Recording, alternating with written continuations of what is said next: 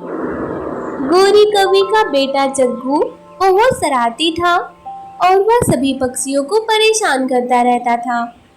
इसी वजह से जंगल के छोटे पक्षी उसके साथ खेलने नहीं जाते थे। मम्मा, आज मेरा आम खाने का बहुत मन कर रहा है। मैं तोते अंकल के बाग से आम खाने जा रहा हूँ। बेटा, ध्यान से जाना। अब तोते अंकल को पता चल गया है कि तुम बहुत शरारती हो। कहीं ऐसा ना हो कि तुम पकड़े जाओ। मम्मा, आप चिंता ना करो, मैं आपका बेटा हूँ। अगर पकड़ा गया तो कोई न कोई जुगाड़ लगा के भाग जाऊंगा। ऐसा कहकर जग्गू अपने घर से निकलता है। मम्मा, मैं नदी पर पानी पीने जा रही हूँ। ठीक है बेटा, पानी पियाओ, लेकिन मेरी बात याद रखना, उस शरारती जग्गू से दूर ही रहना।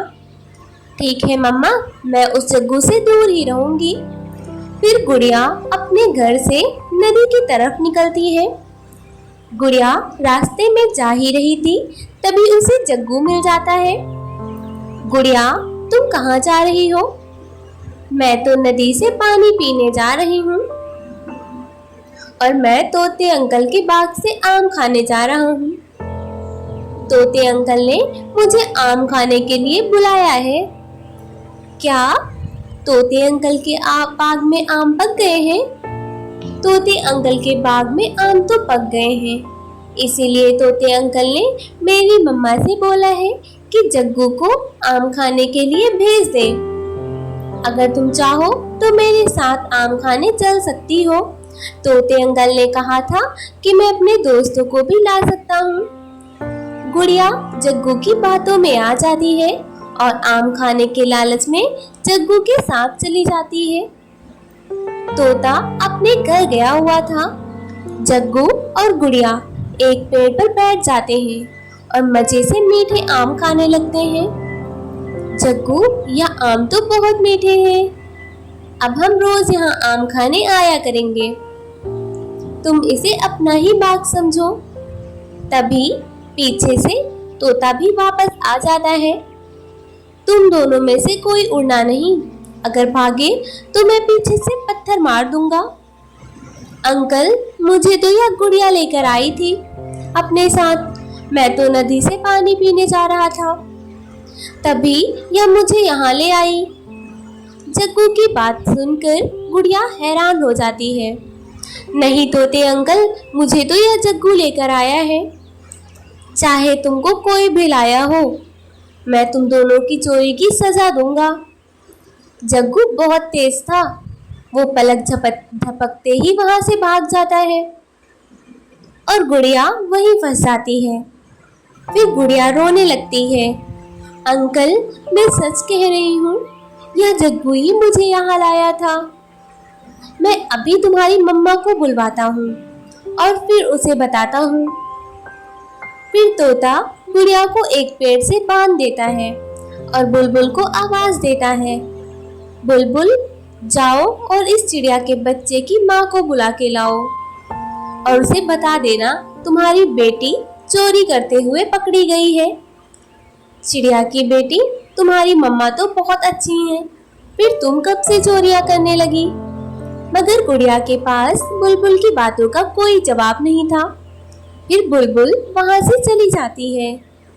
यह गुड़िया अभी तक घर नहीं लौटी, मुझे उसे ढूंढने जाना होगा। फिर चिड़िया अपने घर से निकलती है और रास्ते में उसे बुलबुल मिल जाती है। चिड़िया, जल्दी जाओ, तुम्हारी बेटी तोते के बाग से आम चुराते हुए पकड़ी गई। नहीं, ऐसा नहीं हो सकता, मेरी बेटी चोर नहीं है, वो चोरी नहीं कर सकती। बहन, तुम खुद जाकर देख लो। फिर चिड़िया जल्दी से तोते के बाग की तरफ जाती है। जग्गू, अब कुछ भी हो जाए, तुम मत मानना कि तुम गुड़िया को अपने साथ लेकर गए थे। मैं तो वहां से भाग आया, मगर तोते अंकल गुड़िया को रस्सियों से बांध दिए हैं। चिड़िया, मैंने तुम्हारी बेटी को चोरी करते हुए रंगे हाथों पकड़ा है और यह आम भी इसी के पास पड़े हैं। बेटी, मैंने यह चोरी करना तुम्हें कभी नहीं सिखाया, तुम चोरी भी कर सकती हो, मैंने कभी नहीं सोचा था। मम्मा मुझे माफ कर दो, मैं जग्गू की बातों में आकर यहाँ आ गई थी। चिड़िया, अगर तुम्हें अपनी बेटी को घर ले जाना है तो शाम तक मेरे बाग में काम करना होगा। तोते भैया, मैं सब कर दूंगी, लेकिन तुम मेरी बेटी को कुछ मत करना। या मटका लो और मेरे सभी पेड़ों में पानी दो। फिर चिड़िया मटका उठाकर तेज धूप में नदी पर जाती है। चिड़िया नदी पर जाकर मटके में पानी भरती है और वापस आकर पेड़ों को पानी देती है।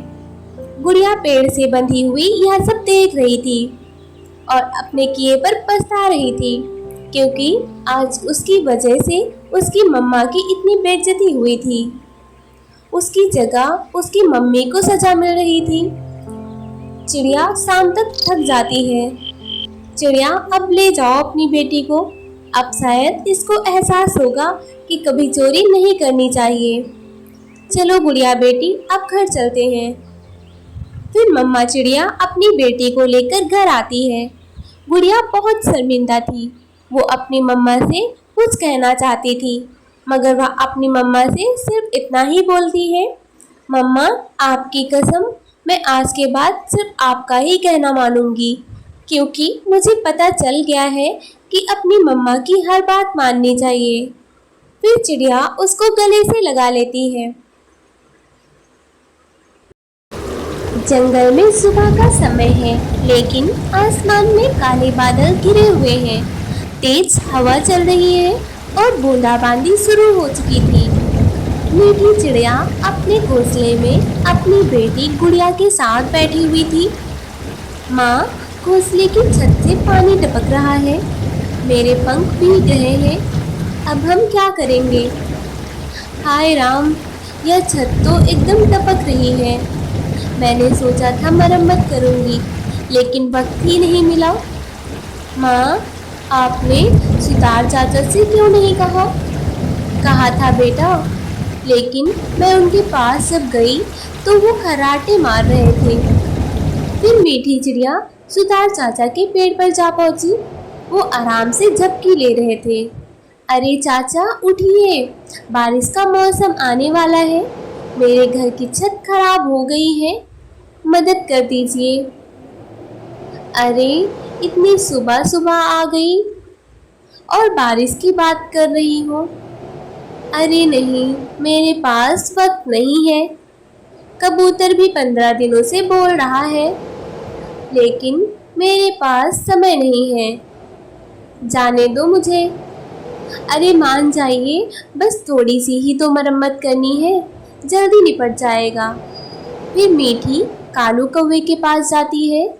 कालू कौवा बाहर बैठा था और गोरी भी घर से बाहर निकलती है। कालू भैया, मुझे आपकी मदद चाहिए। क्या हुआ मीठी, सब ठीक है ना? मेरे घोंसले की छत टपक रही है, बारिश आने वाली है, मदद कर दीजिए ना। तुम्हें क्या लगता है यह कालू कोई मिस्त्री है? इसका खुद का घोंसला तो टूटा हुआ है, ये दूसरों की मदद क्या करेगा? अरे नहीं भाभी, मैं तो बस मदद मांगने आई थी, माफ़ करना, मैं इस वक्त कुछ नहीं कर पाऊंगा। ठीक है कालू भैया, मैं चलती हूँ। फिर मीठी अपनी बेटी को लेकर बारिश में भीगते हुए लीला चाची के पेड़ की ओर जाती है। वहाँ लीलक और बिल्लू चिंतित खड़े थे। अरे चाची, आप दोनों बाहर क्यों खड़े हो? अरे मीठी, तेज हवा में हमारे घर की छत टूट गई है, अब हम कहाँ जाएंगे? अरे मैं जानता हूँ, एक जगह है, वो जंगल और गांव के बीच में है, वो बहुत सुरक्षित जगह है, चलो हम वहाँ चलते हैं।